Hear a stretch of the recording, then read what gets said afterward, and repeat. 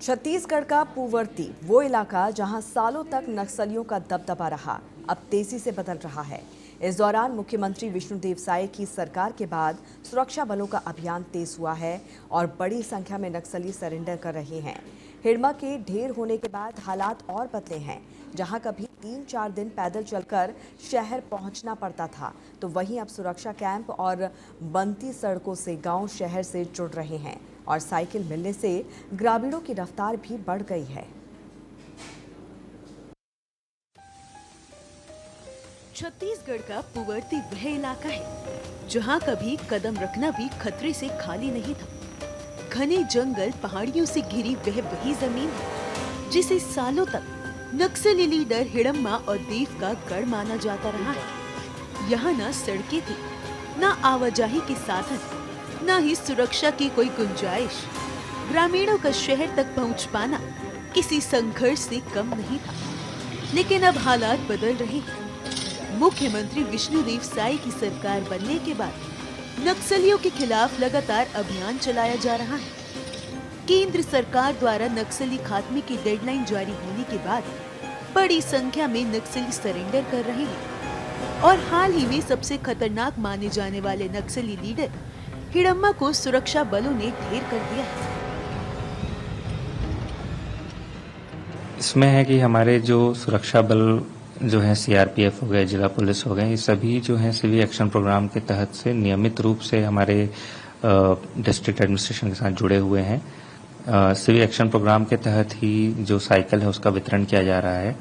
अंदरूनी क्षेत्रों में है कि सड़क बनने के उपरांत ये पाया गया कि लोगों के आवागमन करने के लिए जो है कोई सुविधा उनके पास नहीं थी, तो सिविक एक्शन प्रोग्राम के तहत जो पुलिस हो गई और सीआरपीएफ है उनके द्वारा साइकिल का वितरण किया जा रहा है।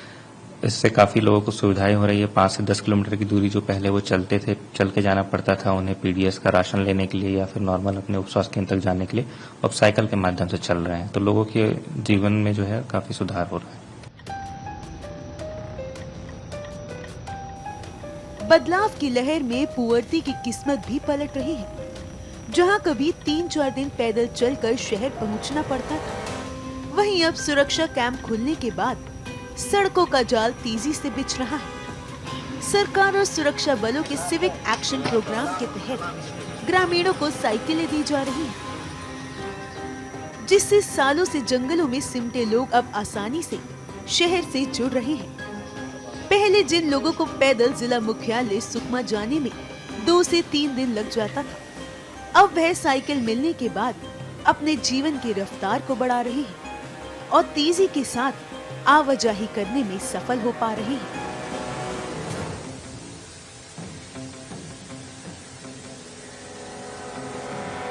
पहले तो बहुत परेशान था, मतलब दूर जाने के लिए परेशान था, गाड़ी घोड़ा नहीं था। कैसे आते जाते थे? पैदल जाते थे पहले। कितना दूर है यहाँ से सुकमा दंतेवाड़ा? सुकमा दंतेवाड़ा तो बहुत दूर है यहाँ से। कितना समय लगता था जाने में कितना 4-5 दिन तक पैदल जाने से पहुँच सकते। अब कैंप वाले आपको क्या दिए हैं? साइकिल दिए। कितना फायदा मिलता है साइकिल से? साइकिल दिए तो अभी आसपास में घूमने के लिए भी अच्छा हो गया। साइकिल कौन दिया आप लोग को? साइकिल कैंप वाले पुलिस है। कितना अच्छा लगता है साइकिल चलाने? ही बारे में नल्ले अत्ता अस्पताल नल्ले अत्ता आगे कैंपिंग नडवेंडे दिनालंजी मंबात आगे दिनालो इंतम पिलाके नल्ले कियंत कैंपिंग है इंजे कोनी बाट तोड़िद्दु अद्दु। उन्नाव में उप मुख्यमंत्री केशव प्रसाद मौर्य ने बीजेपी कार्यालय में संगठनात्मक गतिविधियों, जनसंपर्क कार्यक्रमों और एसआईआर परियोजना पर चर्चा की। बाद में टीकरगढ़ी गांव में विकास कार्यों का निरीक्षण कर अधिकारियों को सख्त निर्देश दिए और ग्रामीणों से संवाद किया। इस दौरान उन्होंने अखिलेश यादव, सपा और कांग्रेस पर तीखे राजनीतिक आरोप लगाए। साथ ही दावा किया कि 2026 में बंगाल में बीजेपी की सरकार बनेगी और बाबर के नाम पर बनने वाले ढांचे को देश स्वीकार नहीं करेगा।